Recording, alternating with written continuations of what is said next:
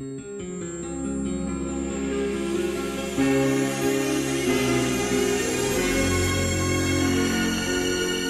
été sommelier moi, pendant 17 ans et puis depuis 11 ans maintenant on est installé ici à Lis-sur-Sambre.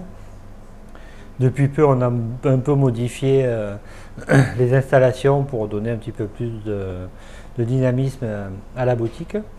Et chez Stéphane est vraiment né depuis 6 mois maintenant, mais on est là depuis 11 ans puisqu'on a repris un commerce qui existait déjà. Voilà, j'ai travaillé longtemps seul, accompagné de mon épouse, et puis là depuis 4 mois maintenant, on est 4.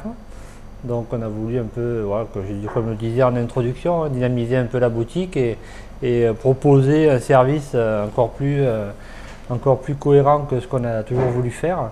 Donc on a 2 nouveaux collaborateurs avec mon épouse et à 4 on peut se permettre entre guillemets d'ouvrir tous les jours et toute la journée.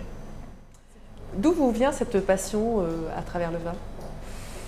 Elle est née d'une école hôtelière, hein, d'un apprentissage à l'école hôtelière d'Avignon et à travers une dernière année essentiellement axée sur la dégustation, sur la découverte du vignoble et avec un professeur qui m'a donné cette passion du vin.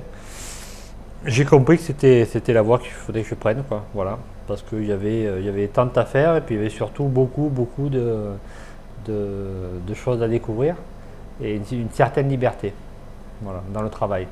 J'ai toujours aimé avoir cette liberté. La première des choses, c'est d'essayer de trouver et de savoir ce que le client souhaite quand il rentre chez nous. Donc à travers quelques questions qu'on peut lui poser, on va de suite cibler sa requête. Est-ce qu'il veut une bouteille pour faire plaisir à un ami? Est-ce qu'il veut une bouteille pour la découverte? Est-ce qu'il veut simplement prendre un peu de bon temps et puis passer ici un moment assis autour d'une table d'un bon verre de vin et essayer de par ce biais-là de lui associer un fromage qui colle, quoi. On peut aller sur différents accords, mais un des accords qui colle le mieux, je pense, c'est un vin blanc de Loire. Le Mont-Louis, par exemple, qui est un vin blanc de la région Loire et qui est à la base de cépage chenin, peut donner des blancs sur la fraîcheur avec un joli gras.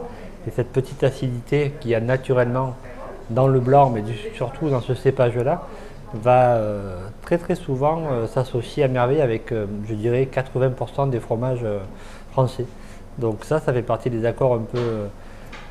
alors à la fois facile sur le rapport qu'on a au fromage, mais assez pointu par rapport à l'appellation dont je parle, l'appellation Mont-Louis, qui est une appellation pas des plus connues, mais qui dans tous les cas colle hyper bien avec la plupart des fromages. L'expérience acquise au fil des années qui fait que moi je suis plutôt fidèle, donc du moment que je me retrouve dans un vin et que j'ai envie de transmettre ce que propose le vigneron, d'année en année, même si on regoute les différents millésimes, on aura toujours envie de suivre ce vigneron à travers son évolution.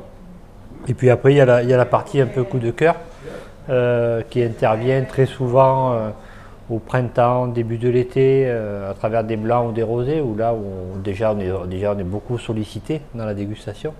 Mais à partir de ce moment-là, c'est vrai qu'on peut avoir des coups de cœur sur un produit uniquement, pas forcément sur toute la totalité du domaine, mais sur un produit en coup de cœur. Et ça nous permet d'apporter un peu de nouveauté dans la gamme qui est en place et assez bien structurée. Et puis cette nouveauté, en fait, concrètement, pour la clientèle, elle est importante, quoi. Ça permet de découvrir ou de nouveaux vignerons, ou de nouveaux cépages, ou de nouveaux vins qui peuvent être intéressants à cette période-là de l'année, quoi. Les fromages, après, c'est différent parce que c'est un vrai métier fromager affineur. Nous, on a la prétention d'être fromager, c'est déjà pas mal, donc de mettre en avant des beaux produits. Fromager affineur, c'est un autre métier et pour ça on fait appel à deux amis, deux collaborateurs également hein, que je connais depuis très très longtemps. Josiane Déa, la Maison-la-Romaine, qui est meilleur ouvrier de France, avec qui on échange beaucoup et qui a une sélection de fromages extraordinaire sur lequel on va piocher régulièrement des produits qu'on aura au préalable goûté. Et ensuite, à notre échelle, parce que c'est un peu plus lointain, on travaille avec un ami un peu plus intime qui s'appelle Olivier Nives, qui a une fromagerie à Clermont-Ferrand, fromagerie Nives. Et avec lui, on a des produits plus spécifiques, essentiellement axés sur l'Auvergne. Et après, des produits un peu plus originaux, comme le vieux Gouda, voilà, qu'il a su dénicher et qui peut nous livrer régulièrement à la boutique. Et ce qui fait quand même beaucoup de choses dans le métier, c'est qu'on peut avoir des convictions, on peut avoir des idées, on peut avoir un esprit un peu créatif. Mais je pense qu'à un moment donné, il faut rester un peu humble par rapport aux produits qu'on a, parce que déjà, c'est un produit qui vit, hein, que ce soit le vin ou le fromage, il y a une évolution constante, et que quelquefois, on peut passer à côté de quelque chose, et qu'il faut être vigilant, donc vigilant dans la dégustation des produits, mais surtout ne pas avoir cette idée trop arrêtée, de dire ce vin est bon ou pas bon. Voilà, ce vin, je peux ne pas l'aimer à un moment donné, peut-être que dans quelques semaines il sera meilleur. Laisser un peu de part pas de doute, mais voilà, une seconde chance à des produits si on n'est pas convaincu de sa qualité du moment. Voilà. L'humilité, je pense que c'est une vraie qualité. Merci. Avec plaisir. Merci à vous.